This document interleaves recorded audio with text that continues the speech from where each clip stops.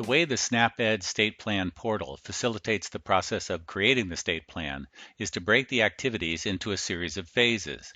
For example, the first phase is when the LIAs are accessing their initial budget, work plan, and targeting summary templates and updating them with the information for the new year. The next phase is one where the LIAs stop modifying those documents, and the SIAs are given the opportunity to review the work done by the LIAs. The third phase is one where the SIAs are locked out of further modifications, and the LIAs are given the opportunity to update the documents based on the review comments made by the SIAs in the second phase. Since all of the documents involved in the process reside in SharePoint document libraries, phases are managed as periods of time when some groups are able to edit documents, i.e. LIAs, while other groups are only able to read them, the SIAs.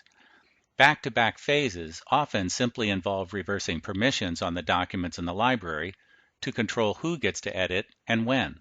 The first phase of the process is one where LIAs modify their county's versions of the three key documents, the work plan, targeting summary, and budget.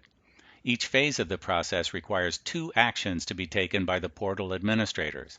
The first action is to send out email notifications to the involved parties, informing them of the activity they are expected to perform, editing, reviewing, and so on, and the starting and ending dates in which they must perform this activity. The second action is to set the permissions on the work plan, targeting summaries, and budget libraries so that the group assigned to work on the documents have edit permission, and the other groups are prevented from editing. Let's walk through this process using the initial phase as an example. Broadcast emails are controlled from the administration area. Sending out the first broadcast email to all of the parties involved in the initial phase of the creation of a new state plan is easy. We just visit the administration site and then click on Phase Emails, where we are given a choice to either select from a previously built email for the initial phase, or we could easily create a custom email, crafting the announcement exactly the way that we want and targeting any or all of the groups involved in the process. Let's look at the pre-built emails for a moment. If we click on the delta adjacent to the LIA and County Coordinator document creation phase, we can see that there are 9 records here. If I put these records in order by document type by using the column header, we can see that there are 3 emails just about Phase 1 for the budgets. The first email is a notification that the phase is about to start. The next one is a notification that the phase has started and that the documents are available to be edited. The third one is a notification that the phase is ending and that they will no longer be able to edit the documents. This sequence is repeated for the integrated work plans. An announcement email, an email announcing the editing start date, and an email announcing the editing end date. The sequence is repeated again for the targeting summaries. The emails are divided up this way to allow for a situation where the budgets may be edited on a different schedule than the integrated work plans. Launching one of these emails is simply a matter of selecting it by clicking on its title, then clicking on Edit Item in the ribbon, and then modifying the body content and publish date. The publish date, in conjunction with the body copy, will communicate the start of the phase and its duration. Let's cancel out of this email. If desired, it's possible to create custom email notifications identifying a phase, a title for the communication, identifying the document to be worked on, a checkbox to allow us to identify the groups of people to receive the email, a subject line for the email, and a field for the body copy to be included. This would allow you to send out a single email for each document in each phase, should you choose to do so. Whether you take advantage of one of the previously created emails or create a custom one, the email launched will establish the starting and ending dates for the period of time when the LIAs create their initial drafts for the work plan, targeting summary, and budget.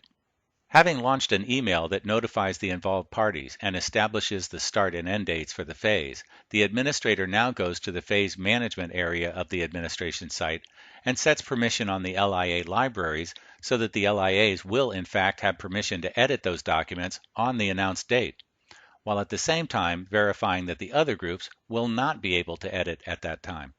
This page gives us a convenient way to set the permissions for each of the 3 libraries central to the process of creating the state plan, these being the libraries that hold the integrated work plans, the targeting summaries, and the budgets. All we need to do to create a situation where the LIAs can edit the documents that they need to on the dates that they need to is to visit these three areas and click on Next Scheduled State for each of these document libraries. Clicking on the next scheduled state for the integrated work plan delivers us to a page where we can edit the dates and permissions for that library. All we need to do to change these settings is to go up into the ribbon and click on Edit Item. That gives us the ability to identify the fiscal year of the document that we're talking about for this phase. And it lets us easily give the LIAs permission to edit these documents, while ensuring that the SIAs and CDSS administrators can't interfere with the LIA editing because their permissions are still limited to just reading the documents. Then we select the date when we want these permissions to take effect. The active checkbox is just a safety measure. These changes will not take place unless we check this box. I'm going to hit Cancel. Let's go back to the home page of the administration site. In summary, each phase in the process to create a new state plan is comprised of two components. First, using the phase emails function to send out an email notification informing the involved parties of what they're supposed to do and when they're supposed to do it. And second, using the phase management function to set the permissions of the involved libraries to allow the appropriate groups of people the capability of editing on the announced date.